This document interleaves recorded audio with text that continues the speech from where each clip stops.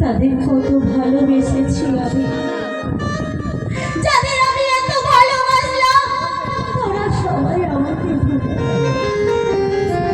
তাই আমি তাদের ফিরিয়ে আনবো এই ভেবে পিতা ঈশ্বর কি করলেন, এক এক করে কত ভাববাদীগণকে এই পৃথিবীর বুকে পাঠালেন। কিন্তু মাগো, আমরা কেউ তাদের বিশ্বাস করিনি, আমরা তাদের উপর অত্যাচার করেছি, কেউ বা তাদের হত্যা করেছি।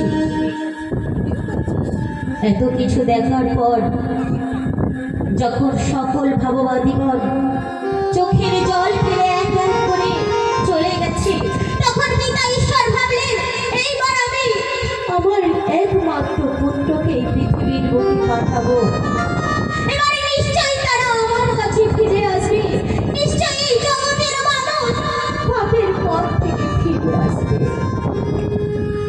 কিন্তু মাগো, ঈশ্বর পুত্রকে পাঠাতে গেলে একজন মায়ের প্রয়োজন, একজন নারীর প্রয়োজন। কারণ ঈশ্বর পুত্র এই পৃথিবীতে আসবে মানব রূপে। তা সেই এত বড় পৃথিবীর বুকে এমন নারী কি আছে যে ঈশ্বর পুত্রের জননী হতে পারবে?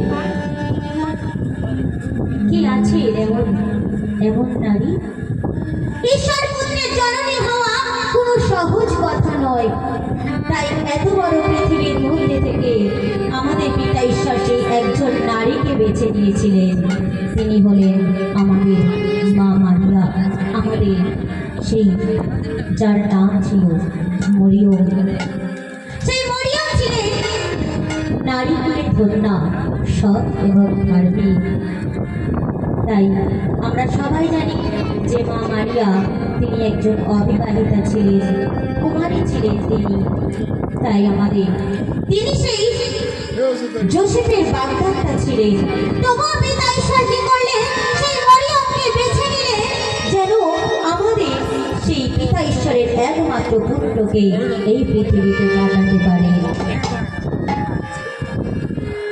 সেই মা মারিয়া পবিত্র আত্মার প্রভাবে মা মারিয়া দ্বারা পিতা ঈশ্বর আমাদের প্রভু যীশু খ্রিস্টকে এই পৃথিবীর বুকে পাঠিয়েছিলেন যেন আমরা তার দ্বারা মুক্তি পেতে পারি।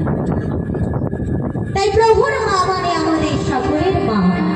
তাই আমরা সবাই সেই মাকে ভক্তি করি, শ্রদ্ধা করি, তার সেবা করি।